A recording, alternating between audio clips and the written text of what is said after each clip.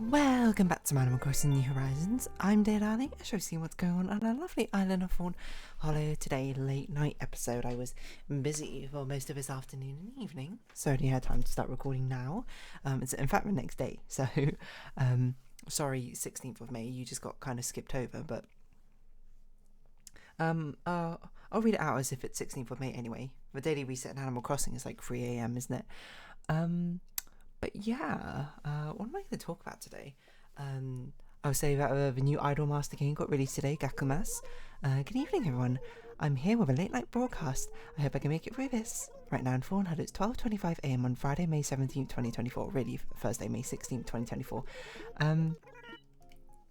But yeah, the new Idolmaster game, the Gakumas, is out. It was, well, the pre-download started yesterday, so everyone, I wasn't really following on with the news, but most people were like, oh, people think it might be released yesterday, and yesterday being the 15th, not the 16th. Pretend we're in the 16th right now, because I've not really thought about the fact that we've passed midnight. And then it turned out that instead of getting released on that day, it got released at 5 a.m. today instead. Because I was like, oh, I might stay up for a little bit. Maybe if it's released around midnight or that sort of thing. And it was like midnight time. And there's no sign of it actually being released. And it was like 1 a.m. I was just drawing. And I was like, okay, I don't think it's coming out today. I'm going to go to sleep. And I woke up and in the morning I looked at it. I was like, oh, it's out. It's at 5 a.m. And I was like, oh, no. Because if you haven't played gacha games before, there's this concept called re-rolling, where essentially what it is because gacha games have such terrible rates, but often when you start a game, they give you like free currency to do gacha pulls. What you basically do is you do something called re-rolling, which is you basically just continuously make accounts and use those free pulls that you get on the starting account until you get like a really good pull, because that way it's not like you're getting free currency or anything, but it's basically just starting your account off of a right foot by making sure that the first pull you have is really good. So I didn't really have much time to do some rerolling, so it's basically like in between breaks and stuff like that, I would do a little bit of rerolling here and there. Mostly it was on the train there and the train back, to be honest, but what I did, like I eventually did a reroll, and I was gonna be like, okay, if I get 4 SS, this is like it's 5% chance on SSR, 10 pulls, and I was like, if I get 4 SSRs, that's an instant keep. If I get 3 SSRs, then I will consider it depending on the case. And I got a pull with 3 SSRs, 2 of the characters being my second and third favorite characters, which, to be fair, and I was like, I don't really know who's necessarily my favorite characters yet, because I've not actually I don't really know their stories, but just from like a cursory glance, these are my favourite characters, and I was like, okay, that seems like a good enough one to keep, because apparently also in the game as well, you can choose one character to also get their SSR card as well.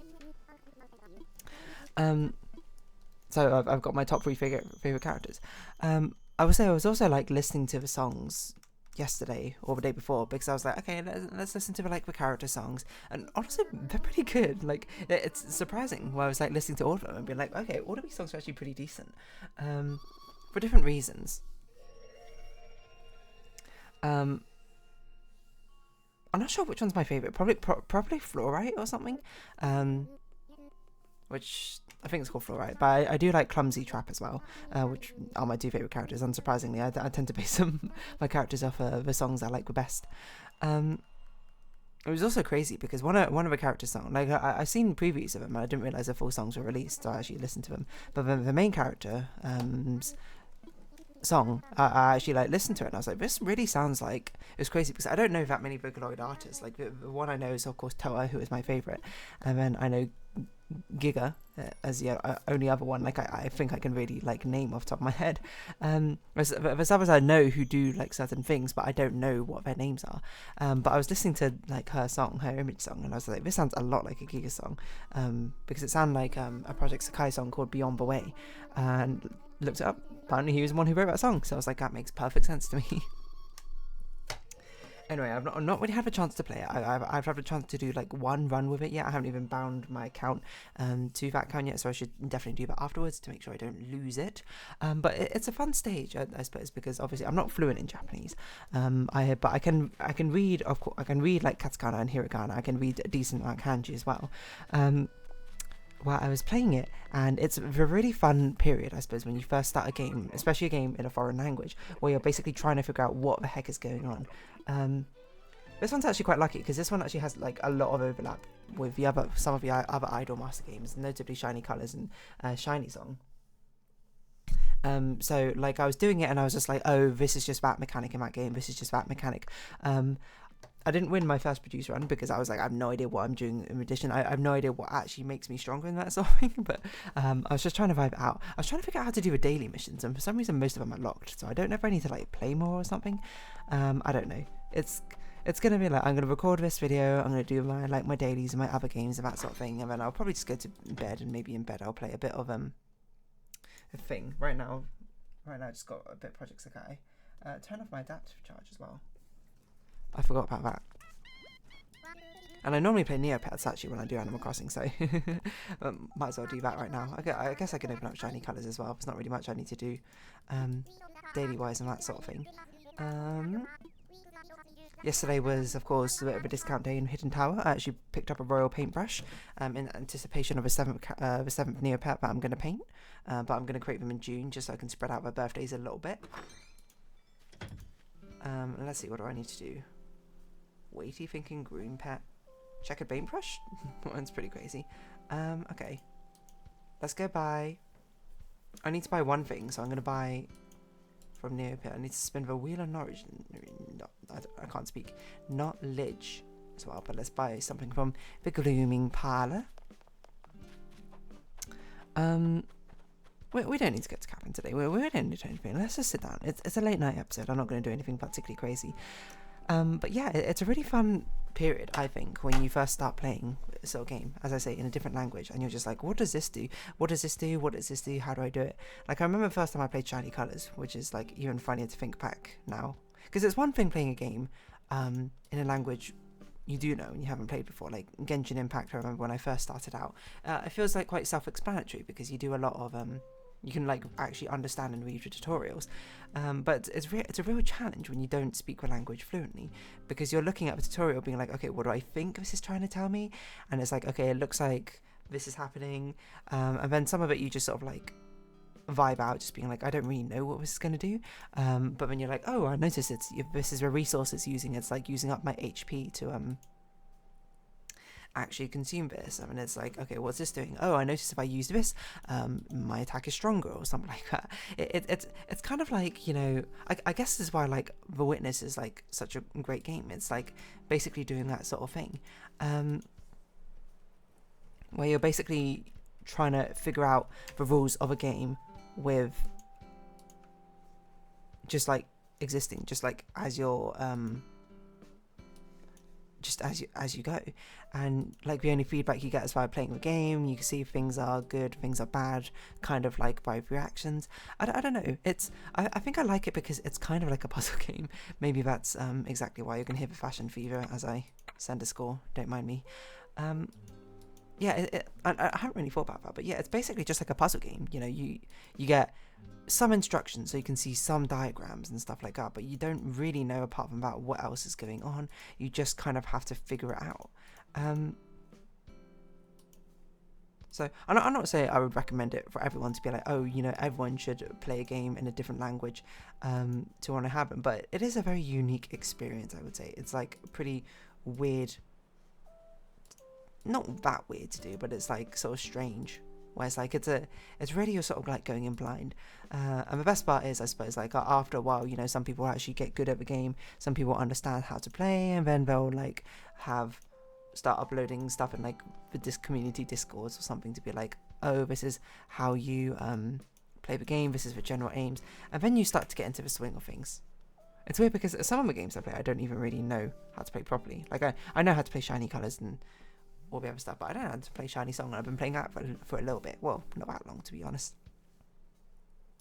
I genuinely have no idea really how to play that game, like super efficiently. I know how to play it somewhat like efficiently, like the general sort of strategies, but it's weird. And it's even weirder because now it's sort of just like I don't even read the Japanese. I just know what the button does. Like I click on it and be like, oh yeah, I know what it is. What does that say? I don't know, but I know that this is the thing I go to this is like I don't know how to call it, like assignments in Genshin Impact. I don't even know what it's called. Interview? I can see what says interview on it. And sometimes it's fun to use Google Translate to be like, what does this do? Yeah, I don't know. As I say, I would not recommend it for everyone. Like, maybe if you're learning a language, it's fun. But to be fair, I'm not sure how many games are made in other languages, to be honest, nowadays. Japan certainly has its own very sort of specific market because of, I mean, the mobile market's very big in Japan. But, you know, China, South Korea have it too. I don't know if many other countries necessarily have it. Like, I've never heard of, like, a French mobile game or something. Which, I mean, maybe it does exist, but I feel like because the different markets nearby, you know, they're sort of incentivized to make it in English as well, because you're sort of like tackling a much more Eurocentric market. But the like Asian market is like kind of its own island, not island to say, but it's totally fine just like to target them because, you know, there's enough market and demand there and appeal, which doesn't necessarily appeal to the Western market as much.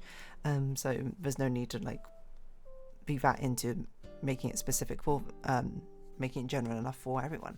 But some games do get translated, like Project Sakai got translated. That's true. So it's an interesting experience, just basically trying to figure out, being like, what am I doing? How do I play this game? I don't know if people have actually like written up a guide or anything, or written up like general ideas. People are sort of trying to figure it out. But I guess a good thing about this game is it feels like there's a lot of like borrowed mechanics from previous ones. Like, as I was playing, like, nothing seemed too crazy. It was just like trying to figure out what it was. It would be nicer if I was more fluent at Japanese, so I could read it and be like, oh yes, this must do this must do this. But alas, Paul York, New and Horatio. I should also do the thumbnail art actually while I'm here as well. I guess I'll title this episode something like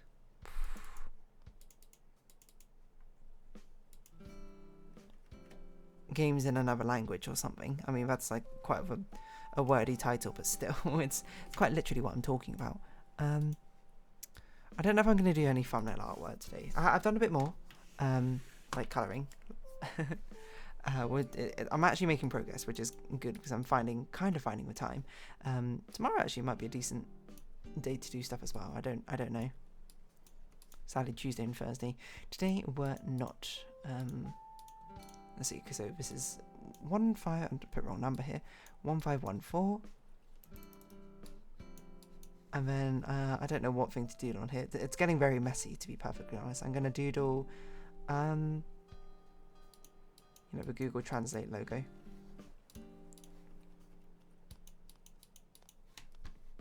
And then I'll put, what should I do for like flavor text? I can write something in Chinese or Japanese, I guess would make more sense.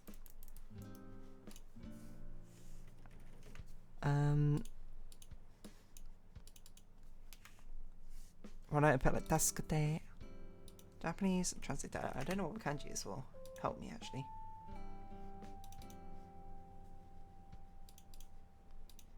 So I've got to look up.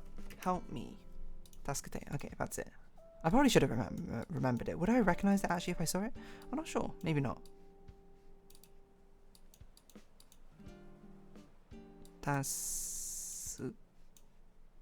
Oh god, my handwriting's terrible. Tasukete.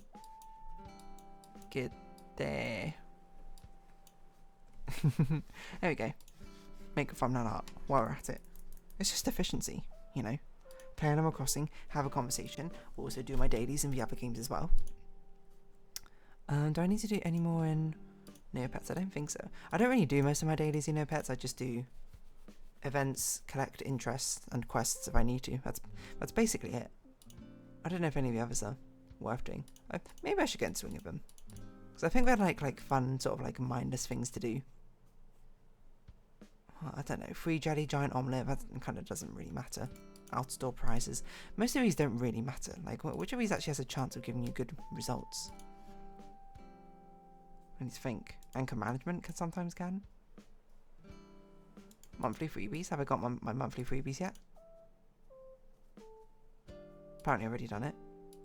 I don't know if the out-store plot gives you any Forgotten Shore mouthpiece. Mouthpiece? Map piece. Festival of Eggs. That's already happened. apple bobbing. No, Cult and Shrine's pretty good sometimes. And Fruit Machine.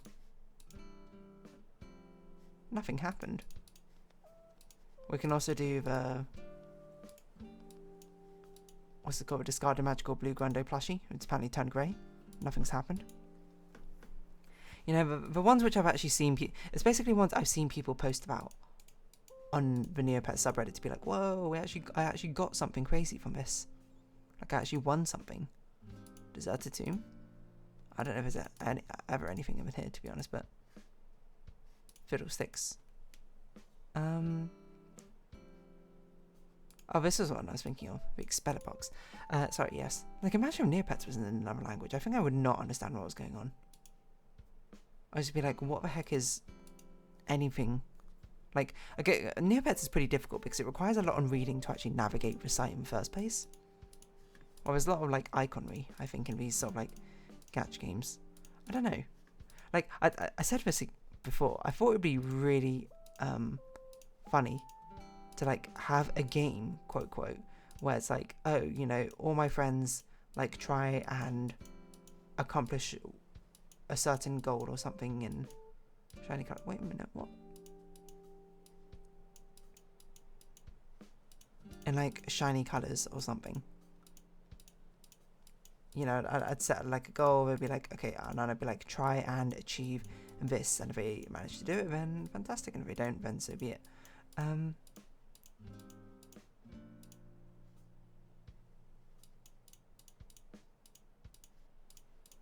So get rid of these ones. Sorry, I'm just doing know-how books as well. Where it'd be like, okay, you know, you've never played this game before. The first person who manages to pass season 2 is declared victorious. I don't actually think it would be very fun, to be honest, but I think it would be funny in concept.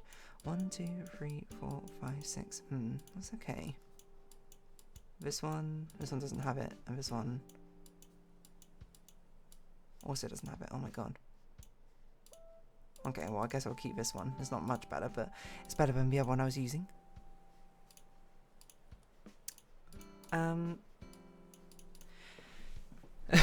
It just sounds like a really funny concept, but I think no one else would find that sort of thing interesting.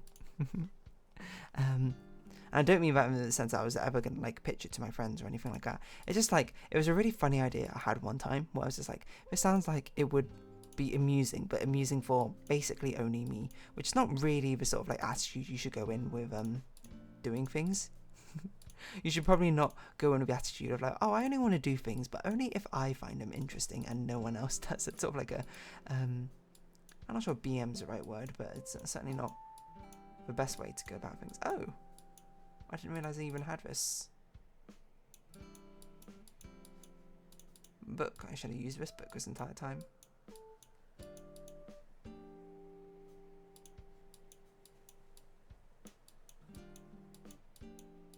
Oh, wait, maybe it's missing something else. Oh, it's missing slow start. Oh, it's missing a lot of things, actually. What else is this missing? Oh, this one's not missing anything. Okay, you know what? Keep this.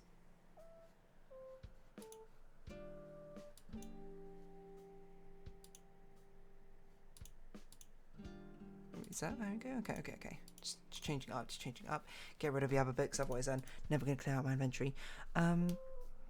Yeah, because it's like all the games, like trying to figure out how to play Shiny Colors for the first time was interesting. I failed my first run because I actually didn't do any of the tasks of it. And just trying to be like, I don't know. It's basically just because it's like a puzzle game.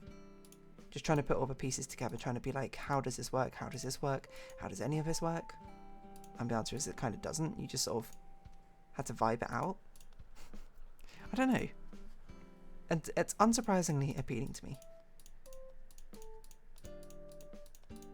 But the problem is, you know, unless it's an actual game that I'm interested in playing, once you figure it out, it's sort of just like, oh, that's it. And it's also not designed to be played that way, is it?